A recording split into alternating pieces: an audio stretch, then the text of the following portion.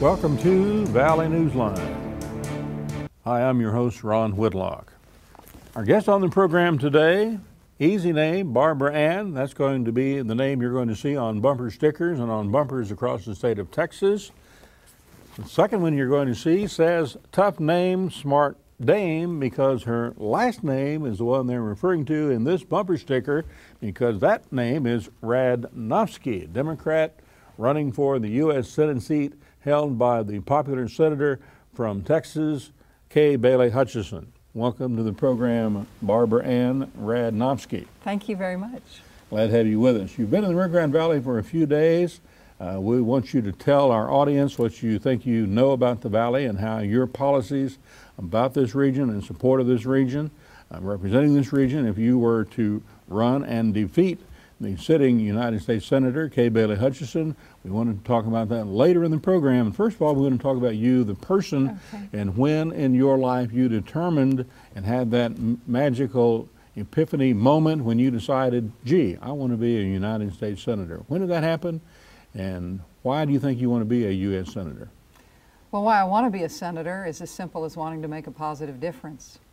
My children are grown. My daughter is graduating Rice. My son is at A&M following in his dad's footsteps. And our baby is in high school now. And so the children are old enough. I've been practicing law for 25 years. I've been teaching for over 10 years. And if I thought things were just fine in the country, I wouldn't be running for Senate. But I can do it. I have a political science degree from 1976 at the University of Houston. And it's something I can do, and I think I have something to bring to the table. Backing up from today and the time when you announced to run against Kay Bailey Hutchinson, at that moment, a point in time in her career when it was expected throughout the state of Texas she would be running against incumbent Governor Rick Perry for that position. So you anticipated she would be leaving that job and running against Governor Perry. That did not happen. Actually, no. Actually, no. When I filed in January, it was not clear whether she would announce for governor. As you may recall, she vacillated back and forth for a long time and had that indecision all the way through June. In my business plan, I decided to file in January after a year of exploring, and my business plan contemplated, I predicted she'd make a decision by July 1st. I was off by about 10 days, but she made her decision in June, and regardless of what she did, I didn't vacillate. I knew what I was going to do. You're the only candidate. Do you anticipate having others run to represent the Democratic Party in this race? I don't think so. On that, I could be proven wrong. But again, my plan was spend 6 months and each quarter try to hit my target goals, just as the year past I hit my target goals. And my plan was raise $500,000 by July, by the time I anticipated her getting into the race or doing something else. And I felt that that would deter others, show the seriousness and the passion that I was devoting to it, and it works just fine. I find myself top of the ticket, presumptive nominee for the Democrats, and being treated extremely kindly. How much money in the bank? I have raised just under $600,000. I have $382,000 in the bank after 250 trips for 2 years around the state. We've been very careful in marshaling our resources. And by the time Election Day comes and you're running against Kay Bailey Hutchinson, what do you anticipate your war chest being at that time, hopefully? Well, you know, that's a very difficult question, and the reason is there's so many imponderables. Recall that in the Cornyn race, each side raised around $9 million. So U.S. Senate race, most recent, we have 8.8 million being used in the last one we've got. The depth of Senator Hutchinson's supporters could potentially see her raising much money she needed to raise. Would you not agree with that? Because we have seen Tony Sanchez, Rick Perry get up into the $60 million arena per candidate. So based on her popularity and depth of support, she'd raise as much money as she needed, wouldn't you think? Well, let's talk first about her popularity, because with all due respect... Answer my question about the dollars. Your presumption. No, your presumption. Let's talk first about your presumption, because you've had a lot of presumptions there, and the presumption is she's popular. Well, I'll tell you, in May, She had 65%. Now that's a high rating in May. That's when the Astros, remember, 15 USA to Today 30. said she's the fourth most highly popular that was May. senator across the state. That was May. Her approval ratings dropped precipitously, dramatically, incredibly. And in September, her approval ratings were in the 50s, 57. She dropped 7% among adults, and she dropped 10% among Hispanics. And she had big drops, even bigger drops than her 7% drop among over 55s, which is extraordinary, and in Harris County, where you know I'm from. But even more extraordinary, more extraordinary, let's finish the answer, because even more extraordinarily, what happened in October is unusual by everyone's standards except mine, which is I knew what was going to happen. She is at the 50 and 51% ranking against folks she's not even technically running against. She has dropped the popularity that you're talking about as a presumption for her future. It's not there. It's gone. That's your opinion, and well, that's what the polls are showing as well. So what would you attribute this shrinkage in her popularity? Golly, now that one you're just getting my opinion on. I'll tell you two things. Economy, for example, the price of gas. Now, I mean, I'll tell you what it costs, because we drove down to McAllen and we drove to Midland last week. Gas is real expensive. The economy, and I'd say the war, have been both very, very strong issues that show why people want Democrats to take back the Congress, which is what the polls are showing. But I think there's another factor, because I've been stumping the state for 2 years. And since May... Kind of learning experience, isn't it? You learn really what the people want, don't you? Yes, sir. Yes, sir. And it has been... You haven't lived till you've driven to Midland, and you've stopped at the San Saba River, you've spent time in Menard, you've gone west of Eden, which is really the place to fill up, not east of Eden. And then we're going to go up to the Panhandle. We're driving because it's just the most beautiful of God's country. And we drove down, this is my 5th trip down to the valley. And we've driven just about every time except once where I had an emergency and had to fly back. But this is the best way to see Texas. It's just marvelous. And we stop off and we have small events along the way, so it's really been perfect. You cross the state, you see what's really on people's mind. And so for 2 years, what the polls are showing now is what I was seeing in advance of the polls. People care about health care dramatically. They care about the price of gas, they're worried about energy, and they're worried about just hanging on by their fingertips. The epiphany moment, yes, sir. And you decided you wanted to be in public service, and then we might even find a second one when you decided you wanted to run for U.S. Senate. When did those happen? Well, I'd say public service has always been in the back of my mind. It's always been my dream. However, I didn't make the decision to run for Senate until January of this year. I really took the time to study it. I spent a year. All I did was study this race, the issues, and to see whether it was doable. I'm not a foolish person. I wouldn't do things in a foolish manner. So I set out with a business plan and looked at it and decided it was doable. Would we feel like, based on what we understand and heard you speak to when you met with a number of local supporters in McAllen, that your desire to be in public service go back to your father's being in the military, and is that really where it started? Yes, sir. As a matter of fact, you could call me kind of a daddy's girl, because even as a young girl, my father and I talked about public service. My grandfather served in World War I and was a postal worker. My father served in World War II, and I know through his war experiences and through after the war, he was very seriously injured and couldn't stay in the Army Air Corps. And he always taught us that public service, and he was just so happy the day that he was allowed to, and he found a job at NASA, because he was a NASA worker after he left the Army Air Corps. He worked as a tailor for a little bit, but he was shot down over Nazi Germany. And his experiences being shot down. Tell us that story. Well, when my dad was shot down, he was in a B-17, and as the plane was going down, flak had pierced his flak jacket. Over Nazi Germany? Yes, sir. And his parachute sprang open inside the plane, and as he lay bleeding on the floor, his bombardier came over and his bombardier took off his own jacket, his own parachute, and strapped it to my father, clipped it to his harness, and put him on a line and threw him out. And what happened to the pilot? Well, everyone got out eventually safely, and it was a very unusual mission because although it went down, it was towards the end of their run, the bombardier found another parachute and was the last one out and won the Silver Star. My father put him in for the Silver Star. That man won the Silver Star as a colonel 20 years later.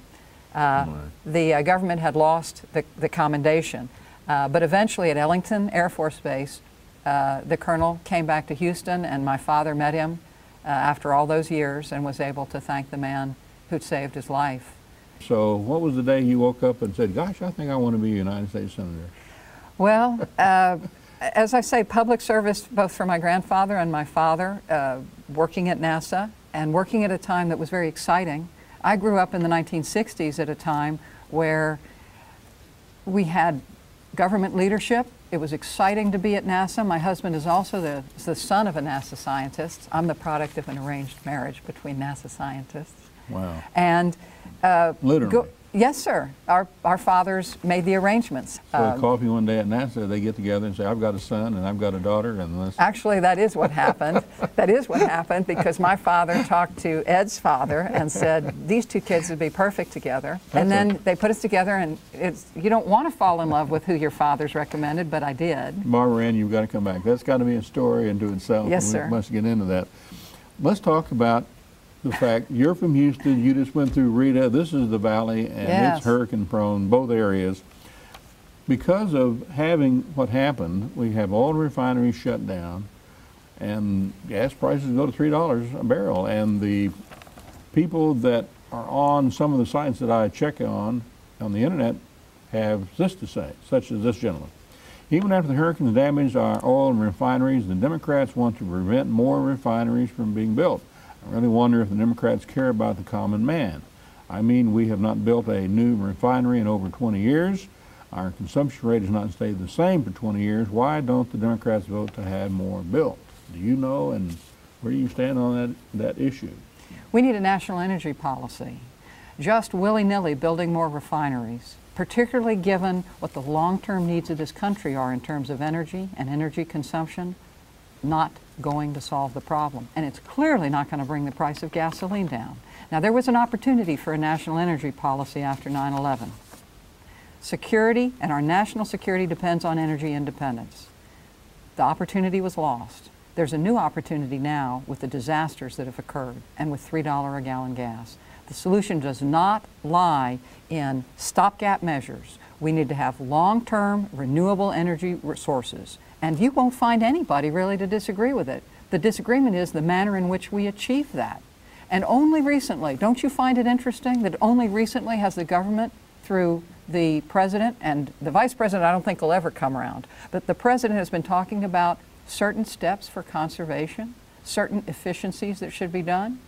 And I find it inconsistent that the government, which gives a little bit of lip service to conservation, votes against the fuel efficiency standards, the very standards which would save us gasoline. And shame on the government, and shame on Senator Hutchinson for voting against the mandatory fuel efficiency standards. That plus renewable energy resources is the solution to the country's problems. And if the government would call on the citizens to sacrifice, just as happened when President Kennedy said we can put a man on the moon, we all knew it would get done because we had national leadership. When the president during World War II said, here's what we must do to sacrifice, it wasn't just the soldiers who sacrificed, it was the people at home. Folks are willing to sacrifice, they ought to be asked to do it, but at the same time, we ought to have a government's policy that doesn't balance the budget on the backs of the poorest. As a matter of fact, I think it is outrageous, the spending we have. I think the deficit is the biggest problem we've got in terms of the economy that we've seen in decades. Why isn't the government doing something? If things were okay, I wouldn't be running for office. Neglect of Rio Grande levees could endanger up to 4 million residents, 1.5 million plus or minus on this side, 2.5 million on the otro lado, as they would say, in Mexico. Many communities have 40% residents on one community, a family from one side or the other. So that's how it is here. Weak levees, levees that are substandard, need to be elevated. We don't know where your opponent, Kay Bailey Hutchinson, stands. We need additional resources devoted to those levees. As I understand it, they haven't been maintained properly since 1967 when Beulah hit. It's just a matter of time. And what's been great about what's happened disaster-wise in the country is at least it's brought attention. We have no excuse now in South Texas. South Texas can no longer be ignored. If Austin and D.C. ignore South Texas, it is at all of our own peril. And it's a matter of disaster. Look how many hurricanes have entered the Gulf since we knew what was going to be going on. And let me add that we don't have any position that I've seen Senator Hutchinson take. She was down here recently. I know she did a flyover in a fancy helicopter. She talked about immigration issues, and I'd love to chat with you about that. But to my understanding, she never mentioned the water issue. And what could be more vital, both in terms of lack of water and drought, and too much water and massive flooding, either one of which is disastrous for this region. And she's not taken a position. Our guest on the program, Barbara Ann Radnofsky, running against Kay Bailey Hutchinson for the seat of U.S. Senator for the state of Texas. And wants to talk a little bit about immigration, and we understand you feel like Senator Hutchinson's attitude and policies are wacko. Well, I was asked to comment on the particular proposal that Senator Hutchinson filed. And in analyzing the proposal, as we've done on the website, which is www.radnofsky.com, but as we've analyzed it on the website, it first makes no sense. It uses nonsensical language, and we point out the error in the wording of the statute. But the wording problem aside, what it does is it authorizes anyone who could be a peace officer in this state and has them serving as a volunteer. And basically what it's going to encourage is it's going to encourage folks like the Minutemen to get their easy peace officer license, and it's going to burden some very heavily burdened great peace officers already in existence. She claims that it's going to make people well-trained, somehow magically well-trained in Border Patrol procedures. Nothing could be further from the truth. That's not what peace officers are trained for. The Border Patrol is so trained. I might add, she's got no funding for it in the proposal as well. The Texas Border Sheriff's Association, they're requesting $25 million from the federal government for narco-terrorist and general terrorist threats equipment that they need, such as laptop computers, night vision goggles, patrol vehicles, command centers, and things of that ilk along the border all the way from Brownsville to El Paso. What do you think about that? Do you think that these entities, which work in concert in some cases with the Border Patrol, ought to be supported by the federal treasury? Absolutely. And let me say that all of Texas, which bears a disproportionate cost to the rest of the country, our border states like Texas deserve to have extra funding for the control of our borders. It's not happening. Let me say, Senator Hutchinson voted against, post 9/11, a number of first responder bills that would have adequately funded first responders. And she also has, again, developed no funding mechanism in this really strange, inadequate immigration proposal, which has found little support, both nationally or in the state. Basically, it's a nice word for vigilantism, and that doesn't solve the problem at our borders. Do your fellow residents of Houston Metroplex understand that all those trucks and all that commerce and all those warehouses are filled with goods that have, in most cases, in a lot of cases, crossed this border area where 50% of the NAFTA captive traffic has to go back and forth from here to South and Central America and Mexico? Well, I'm proud to say that I think a lot of Houstonians do understand the importance of the border. The problem is the folks in Austin don't always, and I'll tell you who doesn't understand the importance of the border, the folks in D.C. And there's one lady in D.C. who's ignored legal trade and the importance of the economies on either side of the border, otro lado, see? And each side of the border needs to have economic trade ability. And to cut that off and to target legal trade instead of the problems of illegal immigration is one of the basic problems with the immigration proposals that Senator Hutchinson has been globbing onto. She really has no cohesive plan. You're making a point that she's neglected the border. Is that your attitude? Oh, yes. I can say an absolute yes to that. coming to visit here after 6 months of my campaigning and saying we have problems with health care, dreadful problems with health care, particularly at the border, particularly with our veterans. As you may be aware, we have 46,000 veterans just in the 4-county region surrounding us right now. And in the 8-county region, which forms South Texas, no VA hospital, none. Our veterans are forced to take what is a 600-mile round trip, some of them very elderly, in what will be a huge cost in terms of gasoline, lodging, and we're talking 70, 80-year-old men. They oughtn't to have to make that trip. There ought to be a Valley Hospital. For 6 months, I have been campaigning and campaigning hard that we need a Valley Hospital. I'm proud to say that on her second to last visit here, when Senator Hutchinson bopped in, she came and said she too thinks we need a Valley Hospital, only she did nothing about it. For more than 12 years, she's been serving in the Senate. Where is the bill that I call on her to introduce to give the Valley its hospital? She should do it right now. It's an easy thing to do. Tell her to file the bill. If she's going to claim we need it, let's see some action. And to wrap up, I'm going to give you the final word. Well, I want to tell you about myself just a little bit. I'm a wife, I'm a mother, I'm a teacher, and you know what I really am is I'm a problem solver. And as I've traveled the state for these 250 trips, what I've really learned is that it's not a Democratic or a Republican issue. People are yearning for a change for the better. They want someone who goes through and sees what the common interests are and solves the problem. And that's what I'm professionally doing. I am a mediator. That's what I do professionally, and that's what I teach in the schools. And I teach in the Upward Bound program, and I see the way children can learn to be mediators. And if I can handle a junior high class or an Upward Bound class, I promise you, sir, I can handle myself in the U.S. Senate in that unruly classroom. Thank you, Barbara Ann Radnofsky, for being on Valley Newsline. Thank you for joining us here on the program. Till next time, adios.